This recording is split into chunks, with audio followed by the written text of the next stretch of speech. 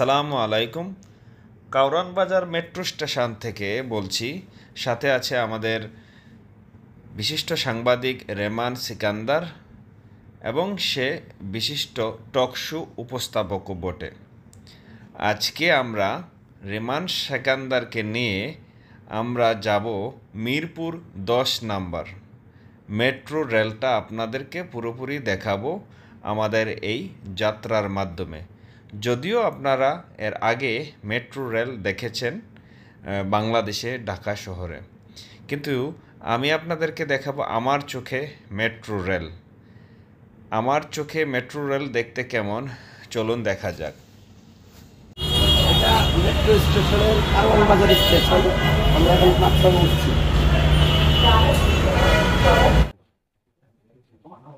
2023 সালের নভেম্বরে মূলত ঢাকার এই মেট্রো রেলটি আনুষ্ঠানিকভাবে চালু হয়েছে।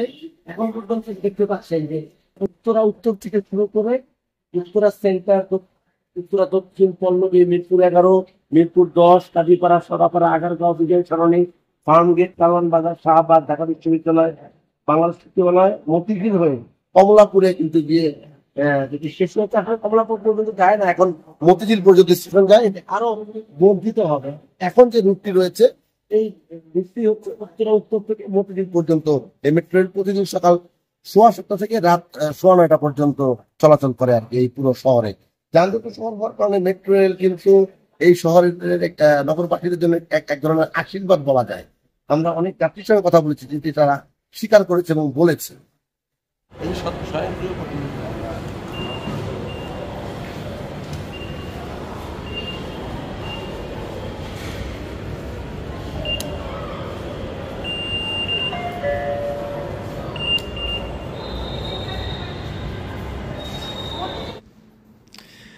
মেট্রো রেল স্টেশনগুলোতে বিভিন্ন যাত্রী সেবা দেওয়া আছে। এখানে দেখতে পাচ্ছেন আপনারা প্রাথমিক চিকিৎসা, এবং এখানে দেখতে পাচ্ছেন এলিভেটর, এসকেলেটর।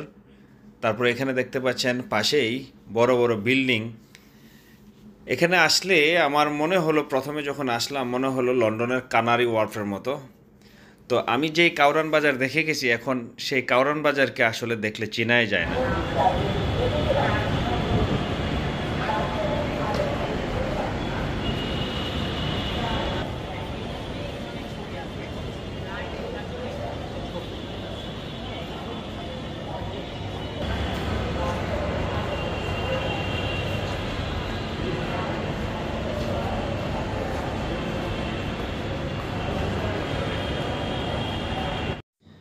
যাত্রীদের প্রোটেকশন বাবদ এখানে দেয়া আছে, দেখতে পাচ্ছেন একটা ছোট্ট গেট এবং ওয়াল, মেটালিক ওয়াল।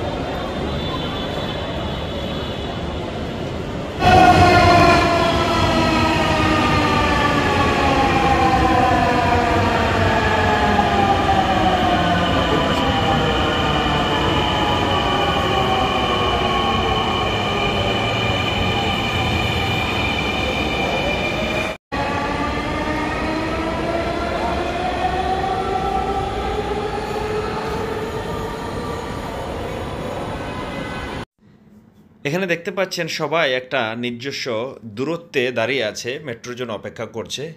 কেউ এখানে তাড়াহুড়া করছে না, কেউ অথবা মেটালিক ওয়ালে হাত দিচ্ছে না, হেলান দিচ্ছে না।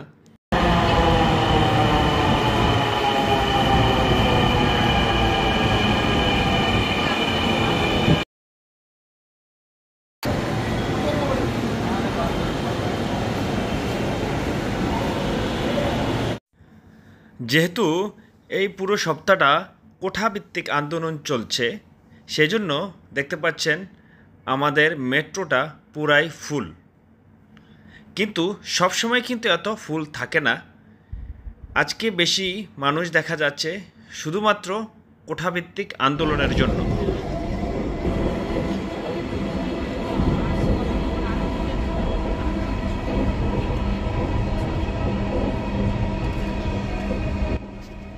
মেট্রো চড়ার সময় চারিদিকের পরিবেশটা দেখলে মনে হচ্ছে যে আমি এখন ইউরোপের একটা দেশেই আছি। আমার বোঝার কোনো উপায় নেই যে আমি বাংলাদেশের একটা মেট্রো রেলে চড়তেছি।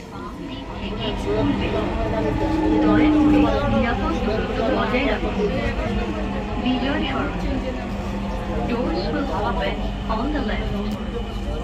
Please mind the gap. Agargaon. Agargaon.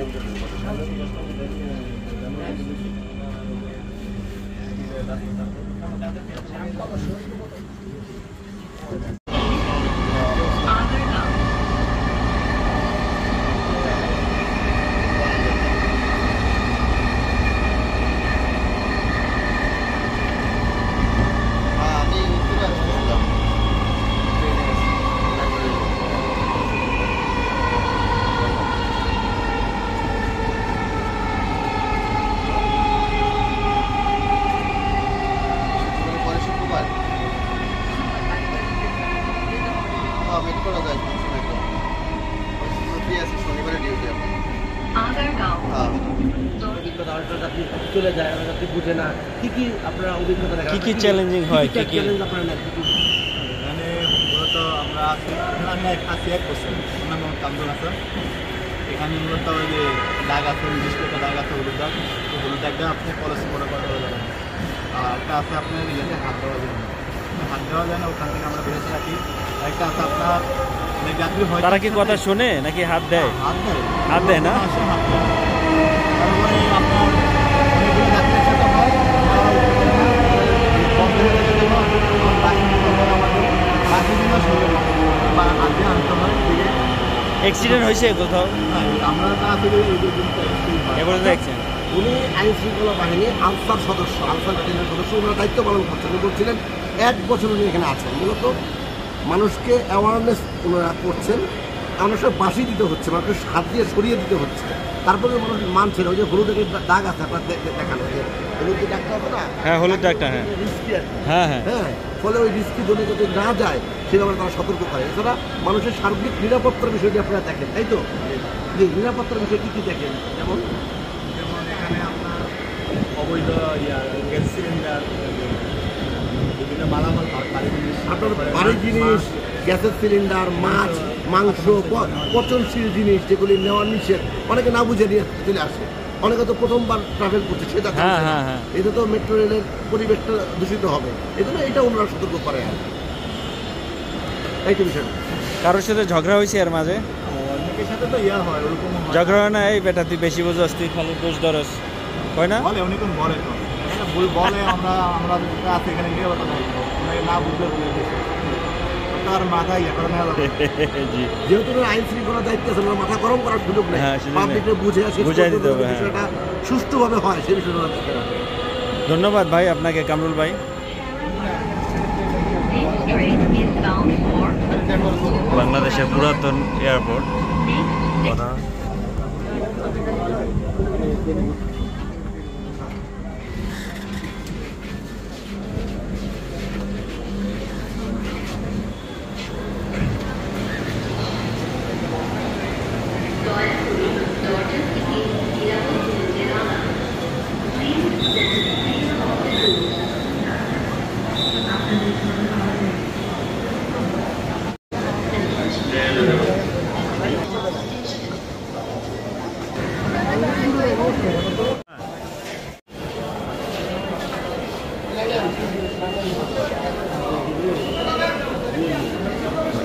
একসাথে আমরা, হ্যাঁ, না না বললাম মনে হয় একসাথে, একসাথে টাকা দিলে নিচে দেবেন, উপরে দেবেন। এক জায়গায় দিলে হলো। এই যে তাহলে উপরে উপরে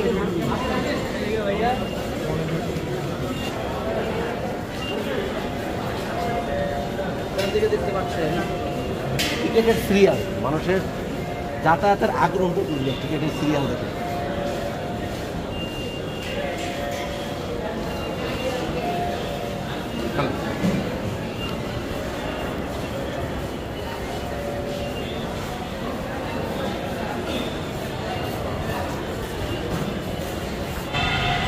ওঠা নামার জন্য কয়েকটি পদ্ধতি আছে। আপনার যেরকম লিফট আছে, এছাড়া সিঁড়ি আছে এবং পায়ে হেঁটে উঠার ব্যবস্থাও আছে, উঠা এবং নামার ব্যবস্থা আছে।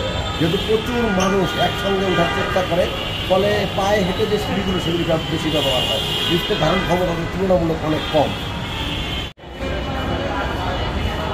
আপনি যে মেট্রো রেলে এখন কোথায় যাবেন? আমি এখন মিরপুর যাব। মিরপুর যাবেন। এই যে মেট্রো রেল হইলো বাংলাদেশে ঢাকা শহরে, আপনাদের ফিলিংসটা একটু বলে যান। আসলে ফিলিংস বলার মতো না, অনেক ভালো লাগতেছে মেট্রো রেলে উঠে। আমাদের দেশের জন্য উন্নত হচ্ছে, মানে প্রত্যেকটা উন্নত রাষ্ট্রের সাথে সাথে আমাদের দেশটা উন্নত হচ্ছে, সবার জনগণের ভোগান্তি কমছে। মেট্রো রেলের জন্য আমরা খুব সহজে এক জায়গা থেকে অন্য জায়গায় যেতে পারি। আপনি কি স্টুডেন্ট? জি জি, আমি student। আপনার ফিলিংস কি? আচ্ছা, খুবই সুন্দর লাগতেছে যে বাংলাদেশের মতো একটা জায়গায় মেট্রো রেল স্টেশনে উঠলে মনে হয় না যে বাংলাদেশে আছে, মনে হয় যে মানে ইউরোপের কোনো কান্ট্রিতে আছে। মানে খুব সুন্দর একটা প্লেস। তো এবং বাংলাদেশের মতো যানজটপূর্ণ জায়গায় যে মেট্রো রেল খুব যাত্রা খুব সহজ করে দিচ্ছে। ক্রস করে দিয়েছে। জি জি জি, মানে আগে অনেক টাইম আপনার জ্যামে বসে থাকতে হতো, এখন মেট্রো রেলের জন্য আপনার এই জ্যামটা আর কি। বিশেষ করে যখন ধর্মঘটগুলো হয়, যেমন আজকে যে ধর্মঘটের কারণে। ধর্মঘটের জন্য মানে খুব সহজে যাতায়াত করা যায়, যাতায়াত অনেক সহজ হয়ে গেছে। ধন্যবাদ আপনাকে। আপনাকে ধন্যবাদ, থ্যাংক ইউ।